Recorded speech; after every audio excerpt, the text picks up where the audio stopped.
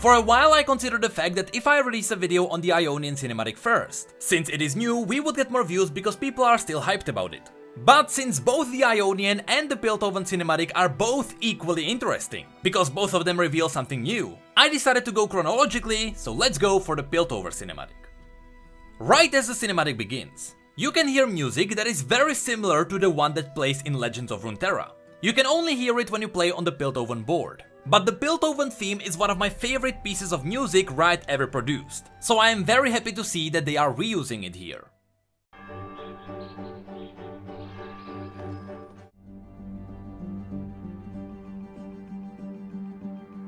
The initial shot introduces the University Courtyard, which is obviously in Piltover. Now, if you look around, you may see one or two buildings that look familiar. That's because a lot of these appeared in different pieces of art on Universe. One interesting thing to note is that, as far as we know, the red color in Piltover represents the Medarda family, which is one of the most powerful families in Piltover. And since the courtyard and some of the buildings are covered in red, I wonder if this is in the Medarda district. But then, as the shot zooms in, we see Heimerdinger and his apprentice preparing to reveal their invention. Usually inventions are revealed during the Progress Day, which is a special day in Piltover where all the inventors gather up and they show the world what they invented.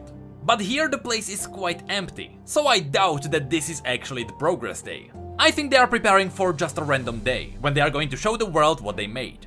The icon in the middle on the banner shows us what seems to be a Hextech battery, and that is the invention that Heimerdinger was working on. And as we get a closer zoom on the apprentice, if you played just a bit of Legends of Runeterra, you probably recognize this guy as the one who tried to fly. But the description of the card there hints that this person just disappeared. But we'll get to that later. Anyway, as the apprentice asked what this invention will do, Heimerdinger explained that this is a special kind of a Hextech battery. In fact, it could generate so much power that the applications would be limitless. And when Heimerdinger got close to reveal this amazing invention to his apprentice, he was surprised by one of Jinx's grenades. Notice that it is not a chomper. Jinx's chompers were way more advanced technology. This is just a primitive case that looks like a grenade, but doesn't even function. Notice that it doesn't even explode. And then we zoom in at Jinx, holding the power cell. Now what is interesting here, and this is a good reveal, is that Jinx is not holding fish bones. The rocket launcher she has on her shoulder is just a random weapon. And it is a random weapon because this is happening in the past. This is actually a younger version of Jinx.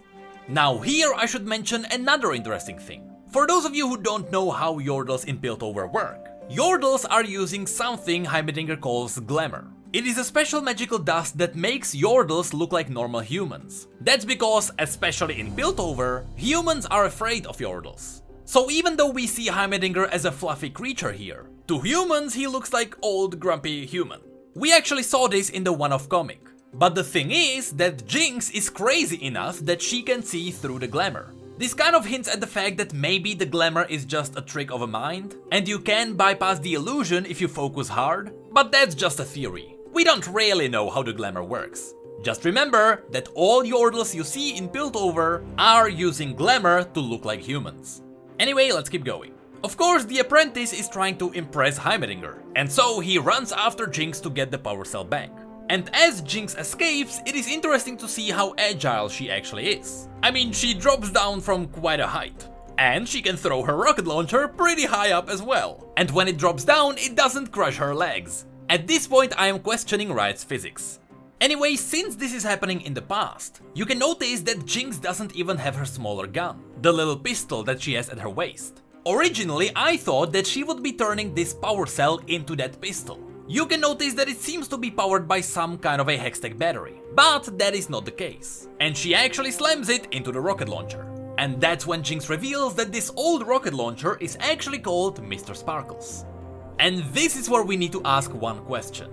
Since all of this is happening in the past, where does Jinx actually get all the weapons in the future?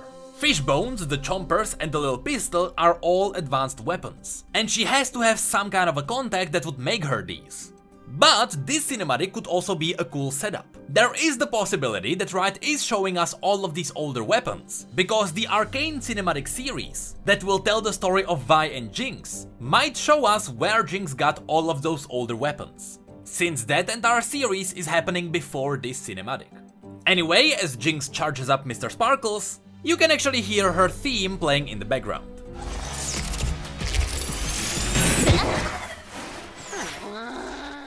And as the gun fails, that marks the end of Mr. Sparkles. Which means that somehow Jinx will have to get fish bones now.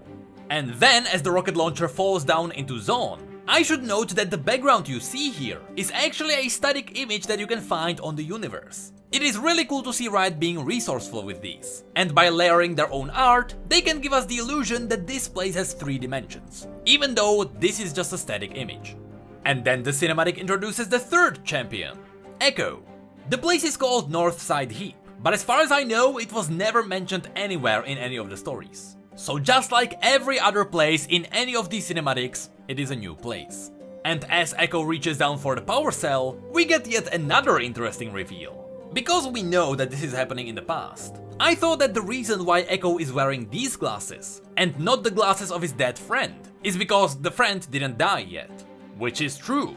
But then I looked at Echo's cinematic, and I looked at his in-game model, and in both of those he's wearing the same glasses as he has here. So I don't know why I thought that he was supposed to be wearing the other glasses, or rather eye protection, I don't know what you call these, but they check out. However, you can notice that because this is happening in the past, he doesn't even have his time machine yet, nor does he have his enhanced baseball bat, but more on that in a second. As Echo starts working on the power cell, he makes a Segway. Now I don't blame him, he is just a kid in the sumps, so he just wants to have some fun. But I don't think this is what Heimerdinger meant when he said that there is limitless application. So Echo then uses the Segway to just have some fun. But before we cut to the next scene, there is one more interesting detail in the background. Above his workbench, you can see that Echo already has the blueprints for both the baseball bat and the time machine. So even though this is happening in the past, Echo was already thinking about the idea of manipulating time. But the strange thing is that Riot always told us that the bat that Echo has is an arm from Zone's clock tower. Now, I don't think that this was ever officially confirmed on Universe, but it is strange to see that Riot had this idea of it being the arm of Clock Tower for years, and now they are turning it into Echo's invention. With that said, it is possible that the piece of metal is actually the arm of a clock tower, but he's just enhancing it with a bit of hextech. Anyway, as Echo falls on the ground, his hoverboard flies up, and it flies past the apprentice back to Piltover. And we got through full circle back to the courtyard.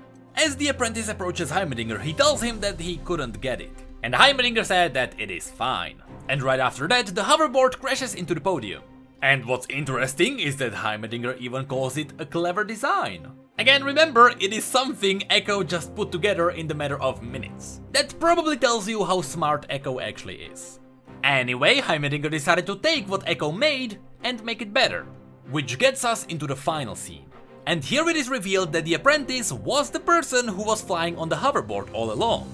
Now remember how at the beginning of the cinematic I said that apparently this apprentice disappears? At least that's what happens according to the description in Legends of Runeterra.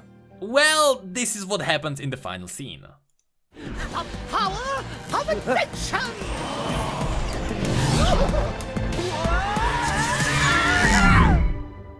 I'm not freezing it, that's what happens.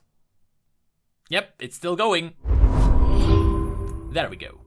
Now, since after this incident the apprentice is never found, or at least he's not found yet, there is the possibility that he died. At least he had a fun way out. But besides that, that's pretty much all I can mention here. Right before the cinematic ends, we get one last closer shot of the courtyard. Now again, as I mentioned, you can see that a lot of the buildings are red, with the main building having a very decorated entrance. This sounds like a totally random thing to say, but it actually fits with one of the descriptions you can find on Universe. Here we have an image that talks about wealth and status, and it says, the entrances to Mercantile buildings are often incredibly elaborate. Even those dwellings that predate Hextech have since been ornamented with elaborate details to further reinforce the impression that Piltover is a city drowning in gold. So as a quick lore fact, the reason why some of these buildings have these grand entrances is because they are supposed to show people that the people inside have money. But that is it for this cinematic. The main things to take away from this is that all of this is happening in the past. Echo doesn't even have his time machine. Jinx has older weapons, which means that in the future she somehow has to get something better. And even though we see Heimerdinger as a fluffy creature here, to others he actually looks like a human. He is using glamour to hide the fact that he is a Yordle. But that is going to be it for the cinematic. This leaves us with only one cinematic to go. I will probably finally make a video on the Valorant lore first. But right after that we are getting some Spirit Realm theories. I can't believe I'm saying this, but I really hope Riot doesn't have another cinematic up their sleeves. With what's happening in the world, everyone is supposed to be at home and they are supposed to be relaxing for the first time in their life. Not me. Riot, I know you want to make people happy, but please, I can't go any longer with 4 videos per week. Hey, did you know that we have social media and Twitch where we talk about other League facts and stories? And did you know that we have Need mugs and shirts too? The links to all of that will be below. And as always, thank you, come again.